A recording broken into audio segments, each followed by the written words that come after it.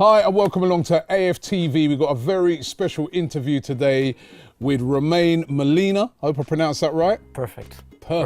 See, I'm off to a good start, right? Yeah. And Romain is the author of this brand new book here. It's called Unai Emery, El Maestro, the authorized biography written by Romain. Listen, really interesting read. Really interesting book on a guy that, you know, has come to Arsenal, and the fans have been really pleased with what he's been able to achieve so far. And I thought, let's dig down into Unai Emery, like what you've done in the book. I mean, tell us about the book, first of all. How did you get to do this book? Well, first of all, when he came to Paris, because I'm French, so sorry if I make mistakes in English, and for my accent, it's not that good. My French editor asked me if I was interested. So I think a lot about that, because I'm not the guy who likes biography. I think it's very odd. And I wanted to make that book. It's very strange because in England, I love the non-league and football league, love it. Yeah. And I love also the lower leagues in Spain.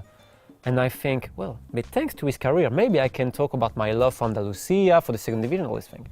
So I made almost 50 interviews with the people who know him, because it's not me who writes the story. 50 interviews? Yeah, more or less. For example, his first coach, the people who know him were very close to him, especially his brother, Igor, but also Juan Mata, David Villa, Alvaro Negredo, Ever Banega, Adil Rami, Edinson Cavani, but also the guys no one knows about. For example, he started his career as a coach in the third division at Lorca. It's a tiny town in the south of Spain. Poor town, you know, there was an earthquake a couple of years ago. It's very hard. It's the city of the sun. It's very hot there. And so I interviewed his player at the time, you know, and it was a joy because they talk freely, you know, about everything. So my goal was to help the people, PSG fans, now Arsenal fans or football fans in general, to understand who this guy is, and what's better to interview the people who works with him, the people who are close to him, and the people who are not that close to him, because I don't want to say, oh, it's Unai Emery, it's perfect. No, it's not. So, and that's very interesting because Unai didn't read the book before that. It's authorized biography, because his brother talks and he gives an interview, big interview at the end, thanks to the questions of all the players and coach I interviewed before that. And he didn't want it to read, but he just asked me something. He told me, I would like to see some criticism. I want to see if I can get better. So I was very surprised. I was on the phone, I remember that, and I think, man, this man is telling me, well, criticize me. I mean, don't tell to people I'm the best, because it's not true. So that was the point of the book. So it's going published in France 1.5 years ago. And well, for the English version, I add new chapters about all this stuff in Paris. I made another interview with him, and I also write a hot chapter about his beginning at Arsenal. Now let's take it right back to, you know, that the town that I can't pronounce what you just said. Lorca, right? Lorca. Yeah, but his career there, because I always thought that he started off at Valencia. Yeah. But you started there. Yeah, before that. So before that, he was a player, because the Emerys are a family of footballers, and I will show you something. I bring something to you. So that's the church of the Recreativo Huelva. It's the oldest club in Spain, founded by a Scottish doctor in 1889. Wow. And so the father of Unai Emery, his late father, he died a couple of years ago, played for this club. He went there. And also his grandfather plays football. He was a goalkeeper in the north of Spain, at Irun, and he was very good. His nickname was the Bird, because visibly he could fly and save the goals. But Unai wasn't a goalkeeper. He was a left-side midfielder winger. But as he say in Spanish, he's a cagón, someone who was troubled with anxiety. He was very anxious when he was starting to playing. He lacked confidence. So he played in first division a little bit at Real Sociedad, and after that in second and third division. And I think he was 33 years old. He injured his knee.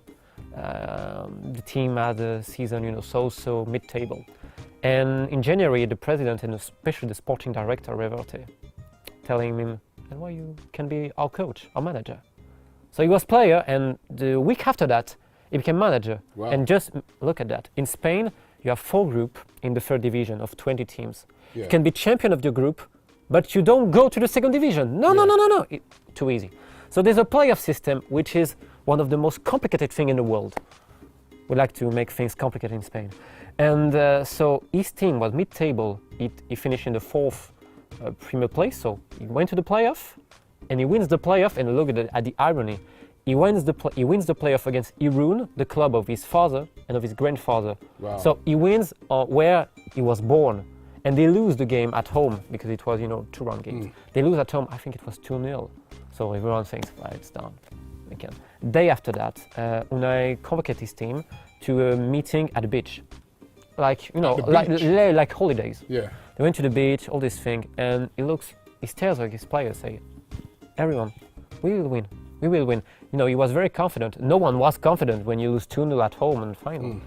And they win this game, and it was an incredible game because the decisive goal is a strike from 40 yards. Incredible goal at the end of the game, and so he began there. And after that, he made another season with Lorca, best season ever of the club. They was very close to the promotion in La Liga. They played tiki-taka, lovely playing. After that, he went to Almeria. They were in 2nd division for 27 years, I think. And what he did, promotion at the 1st season. And after that, he has the best ranking of the history of Almeria. I think they finished 8th or 9th in La Liga. He discovered Alvaro Negredo, all this thing. And after that, he went to Valencia. So for me, maybe his best accomplishment is not Sevilla or Paris or Valencia. Maybe it's before, because with low budget, with the same squad that his former manager had, he earned something. He earns promotion. In not earning promotion, seeing a little pattern here in that he's able to. He's a man manager. He's able to take players and get the very best out of them. Definitely, I think all the players I interviewed tell that is because he's very focused on the person, on the human being. He start to know the person and after the player. Because he told me you have to talk to the human being before and after the player. And so, yeah, I think it gets the better. For example, Negredo, he went to Almeria, had success. In Sevilla, he had his best season after he went to Manchester City. Yeah. Juan Mata, he begins with Unai Emery. Juan Mata is very fond of Unai. He told me some great things because Mata had troubles with the pressure of the press at the beginning. So Unai helped him a lot with that, and also with the set pieces. One of, for me, good anecdotes in the book is that Unai is very, for the details, he loves details. Yeah. So it has to be perfect. Huh? You have to control the ball that way, not, for example, if your body is like this, and you say, no. For example, you have to put your body there. It's very on the position of your body, everything. He can stop the trace. He whistles, say, no. So the players say, what? Your body. Just incline the body, this. It's like that. It's interesting you say about the free kicks, and I saw that in the book about the free kicks. There are so many strategies Yeah. that Mata didn't have enough fingers to say what we are doing. And they adapt all the set pieces to the opponents, because in his coaching staff, there's Victor Manas, I think, is the analyst video. And about I think it was the 8 last games. For example, if they play in away games, they study all the games of all the home games of the opponents. And 8 or 10 last games. They made, video analysis and etc. And they adapt all the set pieces to the goalkeeper and how they defend. For example, made zone defense, individual defense, all these things. Corner and free kicks. Yeah. And the other day, Granit Xhaka took a free kick. Marvelous free kick. Get a brilliant free kick against Crystal Palace. And very telling with what you just said, because he ran, when all the players went to celebrate him, he ran straight over to Unai Emery and hugged him up. So that was obviously a plan, wasn't it? Definitely. It reminds me Alvaro Negredo in Almeria. He scores a free kick absolutely crazy. There was 2 guys, so he was his partner. And his partner, I don't know the word in English, he said that with the ball. He puts the ball in the air, and Negredo puts like a volley. Yeah, volley. Yeah. On a free kick, and he scores that. And all the week at the training, they tried. He didn't score anyone. And Unai tell him the day in the game, try it today. And he scores that. And it's on YouTube, it's an amazing free kick. So it reminds me that because when you see the free kick of Xhaka, it's a very difficult free kick to score. I mean, it's not that easy. But he likes that his player trusts themselves, especially in set pieces. Yeah. So I'm not surprised, and it's the second free kick of Xhaka since the beginning of the season. Yeah. And which he wasn't really doing before Unai Emery came. For set pieces, it's tremendous. Yeah. Listen, Almeria, brilliant. Goes to Valencia, does well there, Yeah. and then on to Sevilla. And what Wow. 3 Europa Leagues in a row. Yeah. And, you know, really put Sevilla on the map as well. I mean, and some great players, and Sevilla's still doing really well. And that's like a legacy that he's left there. I mean, yeah, definitely. tell us about Sevilla. Just before that, he went to Russia a couple of months. Didn't work out. He didn't do too well in Russia, did he? Yeah. It was very hard. And after in Sevilla, well, the thing in Sevilla is there's a sporting director, Monchi, who's not like Roma. Yeah. It's the man who built really the modern history of Sevilla. But Unai works very well with him because no, he's not a manager who, for example, will negotiate with agents. No, he asks, he says his opinion, but he's a head coach. So they work very well together. So he doesn't. So you're saying he doesn't really get involved in transfers and stuff like that. He's just like, give me the players, I'll coach them. The profile. He say, for example, I like this profile. I like this kind of player. For example, it's true that in Paris, he said to his president, "Well, I like Alexandre Lacazette. We need a striker. I like Alexandre Lacazette." So you like Lacazette from when he was at PSG? Yeah. He really likes him. I think he's a tremendous player. Works his socks off. So in Sevilla, sometimes, for example, Banega. It was because of him, because he wanted to work with Banega again. He had him in Valencia. And what he did in Sevilla is amazing because, as you say, 3 Europa Leagues, but it's not only that, it's how they play, especially the 2 first year. And when he took the team, there was mid-table, same thing. And they will earn the qualification at the last game of the championship. Negredo scored 4 goals that day. And he's also a good human being, Unai, really. Before the manager in the book, you will learn more about the human being. He had a goalkeeper in Sevilla, Andres Palop, old goalkeeper, and he was injured. So he didn't play, and after he got infected, but the other goalkeeper is good, so he didn't change. And the last game, it would be the last game against his former club.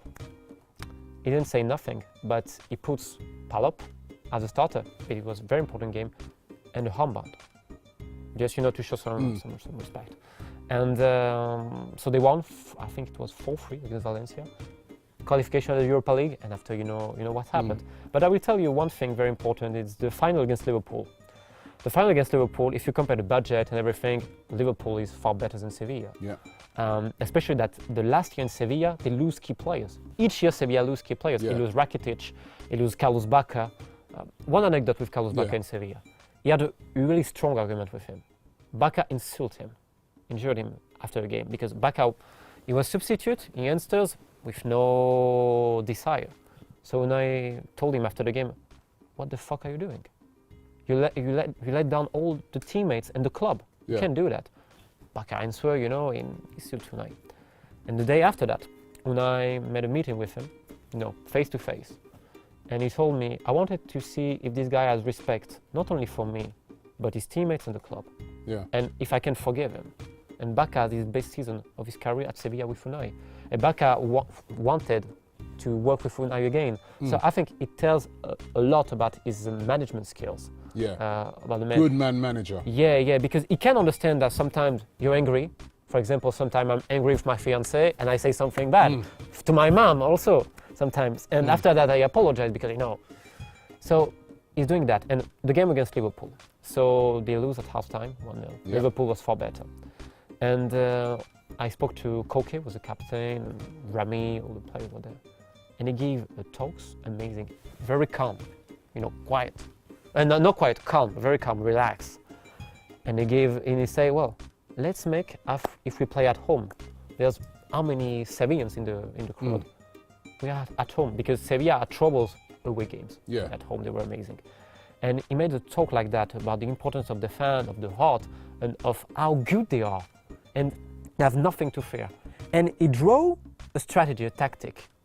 And it's very funny because Sevilla equalized 1 minute after that, thanks to that strategy. They made exactly, and he saw that.